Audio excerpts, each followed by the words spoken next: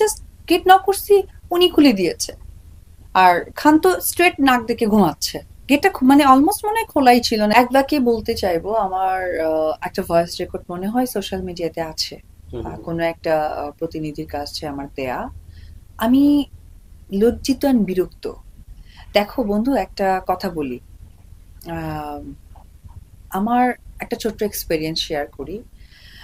এটা কখনো বলা হয় নাই। সেটা হচ্ছে যে আমার সাথে যখন তার একটু প্রেম বা খুনসুটি, তাকে আমার একবার ধরার হয়েছিল, সুযোগ হয়েছিল।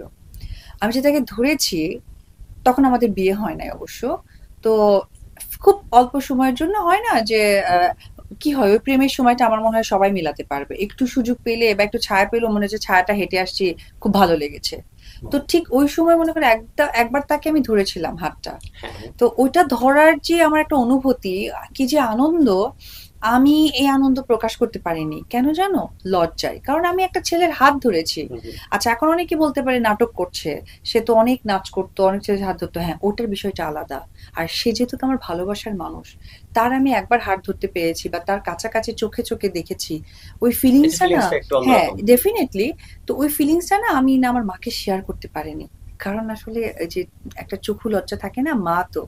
বাট ইদানিং সোশ্যাল মিডিয়াতে তুমি দেখবা যে ইংলিশে কোয়ালিটি টাইম, আর বাংলায় ওটাকে কি বলে আমি জানি না, মানে ব্যক্তি একটা মানে পার্সোনাল সময়।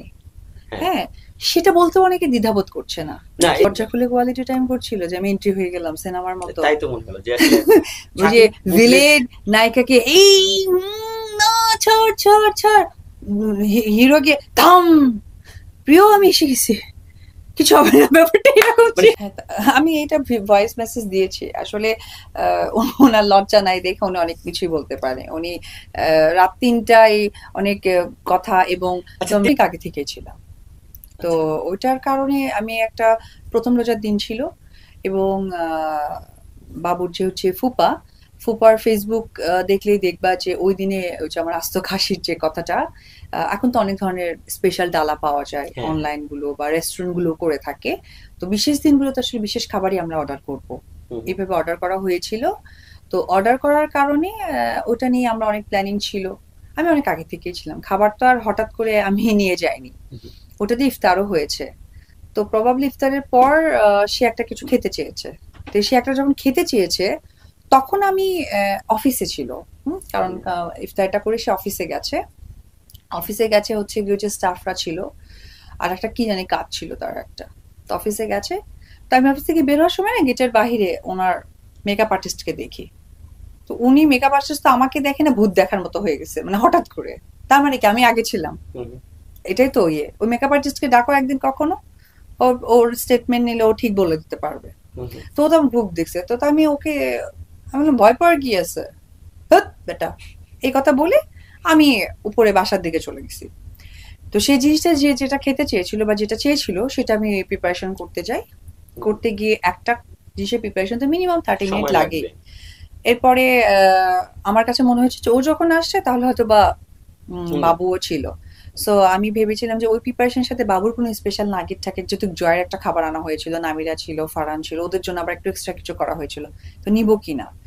তো তখন আবার যেহেতু বাবুর দাদিকে বললাম, তো উনি আবার বললো যে আমরা তো বলতে পারছি না আসলে খাই কিনা। ইনফ্যাক্ট হ্যাঁ, আমি বললাম যেহেতু দেখেছি, আমি তো পজিটিভ। উনি এটা কিভাবে বললেন, কেন বললেন, এটা উনি ভালো ব্যাখ্যা দিতে পারবে। কিন্তু এই ব্যাপারটা নিয়ে আসলে আমি খুবই বিরক্ত এবং লজ্জিত। মানে আমার আলহামদুলিল্লাহ, আমি উপর আল্লাহর কাছে প্রথম মানে ওই ক্যামেরা বলতে চাই যে আমি অনেক বেশি হ্যাপি আজকে আমার মা পৃথিবীতে বেঁচে নাই। কারণ আমার আমার মুখ থেকে এই কোয়ালিটি টাইমের ব্যাখ্যা দিচ্ছি, আমার মা আমাকে স্ক্রিনে এসে পেটাতো। এটা হচ্ছে আমার মার শিক্ষা। এটা যদি আমি বলে থাকি, আমার পুরনো যে প্রযোজকরা আছে, কথা দাও সাথী হবে, মানে সোহান ভাইও অবশ্য গত হয়েছেন, তারপরে তোমার জন্য মরতে পারি, শাফি ইকবাল ভাই, একটু জিজ্ঞেস করে দেখো, আমার মা স্ক্রিনে এসে একদম লাঠি দিয়ে পেটাতো যে অভদ্র মহিলা, অভদ্র মেয়ে, তোকে আমার পেটে ধরছি, মানে পায়ে লাথি দিয়ে বের করে দিত। যদি এই কোয়ালিটি টাইমটা আমি এক্সপ্লেন করতে এসেছি, কাজের কথা বাদ দিয়ে। তো যাই হোক, তো পরবর্তী সময় আমি এসে জাস্ট গেট নক করছি, উনি খুলে দিয়েছে। আর খান তো স্ট্রেট নাক দেখে ঘুমাচ্ছে। এটা মানে অলমোস্ট মনে হয় খোলাই ছিল না কিছু একটা। আর সামনে মানে টেবিলের মতো তো একটা আছে রুমে। তো এখানে হচ্ছে চেয়ার লাগানো। আর ওটা তো বেডরুম না, মানে আমি একবার কেউ তো বেডরুম না। আচ্ছা, তারপরে?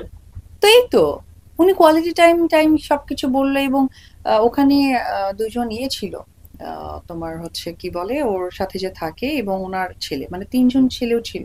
আর আমি একা, বা না, আমি আর তাহলে জয় তো ছিলাম না। আর অফিস এরিয়া তো, মানে অফিস এরিয়া।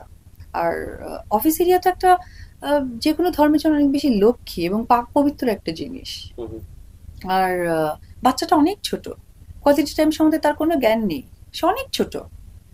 আর এখনো ওই বুদ্ধিটা তার আসেনি যে কোনটা কোয়ালিটি টাইম কোনটা কি।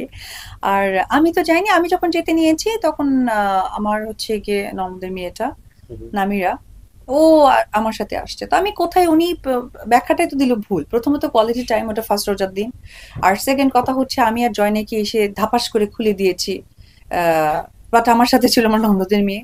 আর থার্ড হচ্ছে আমি সেই প্রিপারেশনটা ছিল আমার দুপুর থেকে।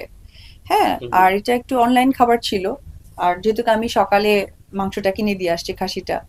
তো সবকিছু মিলে না ওনার টোটাল তথ্যটাই ভুল ছিল। উনি আসলে আমার মনে হয় অস্তিত্ব সংকটে ভুগছে, তার জন্য উনি বারবার কোয়ালিটি টাইমটা আনছে।